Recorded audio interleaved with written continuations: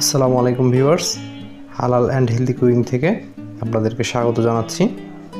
আজকে আমি আপনাদের জন্য নিয়ে এসেছি গাজরের হালুয়া। এটা একটা শাহি গাজরের হালুয়া রেসিপি। সো ফার্স্ট থেকে লাস্ট পর্যন্ত দেখবেন। এখানে আমি দুইটা বড় সাইজের গাজর গ্রেট করে নিয়েছি। এখানে নিয়েছি 1/3 কাপ গুঁড়ো দুধ, হাফ কাপ চিনি এবং নিয়েছি এখানে লিকুইড দুধ 1 কাপ, নিয়েছি ঘি, খাঁটি গাওয়া ঘি, নিয়েছি কিশমিশ, নিয়েছি এলাচি এবং কাঠবাদাম কুচি। এখন আমরা রান্নায় চলে আসলাম।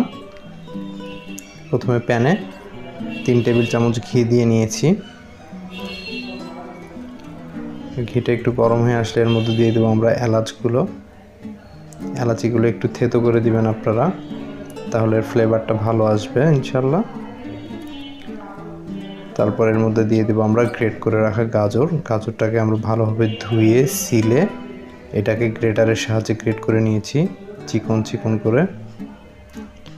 যতদূর সম্ভব একটু চিকন করে গ্রেট করে নেবেন, তাহলে গাজরটা ভালোভাবে সিদ্ধ হবে এবং হালুয়াটা অনেক সুস্বাদু হবে। আর আমি যে প্রসেসটা দেখাচ্ছি সেম প্রসেসে করবেন ইনশাআল্লাহ। আশা করি অথেন্টিক এবং মার্ভেলাস একটা টেস্ট পাবেন আপনারা, বিলিভ মি। তো গাজরটা কিছুক্ষণ নাড়াচাড়া করার পর এর মধ্যে দিয়ে দিচ্ছি আমরা চিনি হাফ কাপ। অবশ্যই প্রথমে চিনিটা দিতে হবে, তাহলে গাজরের কালারটা ঠিক থাকবে।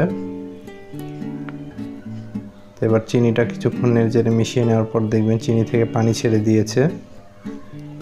ঘাবড়ানোর কিছু নেই, আমাদের গাজরটাকেও তো সিদ্ধ করতে হবে। কাঁচা গাজর দিয়ে তো আর হালুয়া হবে না। এভাবে আরও কিছুক্ষণ চিনির সাথে নেড়ে মিশিয়ে নেওয়ার পর এরপর অ্যাড করব দুধ। আমি 1/3 কাপ গুঁড়ো দুধের সাথে 1 কাপ গরম পানি মিশিয়ে দুধটা তৈরি করে নিয়েছি। আপনারা চাইলে এমনি নর্মাল গাভীর যে দুধ বা লিকুইড দুধ যে কোনো দুধ ইউজ করতে পারেন। দুধটা একটু ঘন হলে ভালো হবে আর কি, যেহেতু এটা একটা শাহি গাজরের হালুয়া। সো এখানে একটা শাহি ফিল দরকার। এখানে শুধু সয়াবিন তেল দিয়ে এটা রান্না করলে হবে না, সেই ফিলটা পাবেন না আপনারা বা টেস্টটা পাবেন না। অবশ্যই ঘি ইউজ করতে হবে এবং দুধটা অবশ্যই একটু ঘন করে জাল করে নিতে হবে যতদূর সম্ভব, সাধ্য মতো। অনেক সময় সাধ্য থাকলেও সময় হয়ে ওঠে না। তো দেখুন আমরা ঢাকনা দিয়ে ঢেকে এটাকে 4-5 মিনিট একটু কুক করে নিয়েছি। কারণ গাজরটা যেহেতু কাঁচা, আগে সিদ্ধ করে নিইনি আমরা, সো এটাকে তো সিদ্ধ করতে হতো, এই জন্য আমরা একটু ঢাকনা দিয়ে ঢেকে এটাকে সিদ্ধ করে নিলাম। এখন দুধটা আরও কিছুটা কমে আসলে এর মধ্যে আমরা দিয়ে দিচ্ছি কাঠবাদাম এবং কিশমিশ অর্ধেকটা পরিমাণ, বাকি অর্ধেকটা আমরা যখন খাবারটা পরিবেশন করব তখন এর উপর ডেকোরেশনের জন্য রেখে দিয়েছি বাকি অর্ধেকটা। আর এখন যে কাঠবাদাম এবং কিশমিশটা দিলাম, এটা গাজরের সাথে সাথে এটাও সিদ্ধ হয়ে যাবে।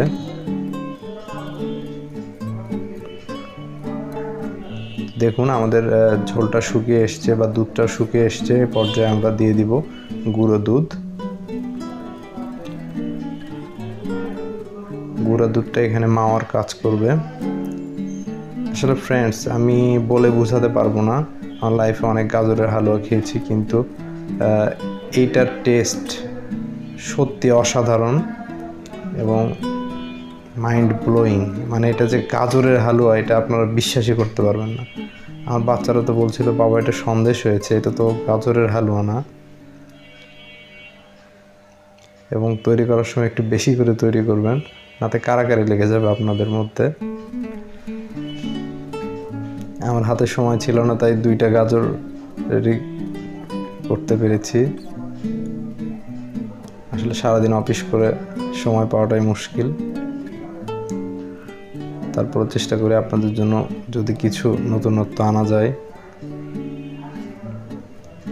বা নতুন কোনো ভিডিও দেয়া যায়।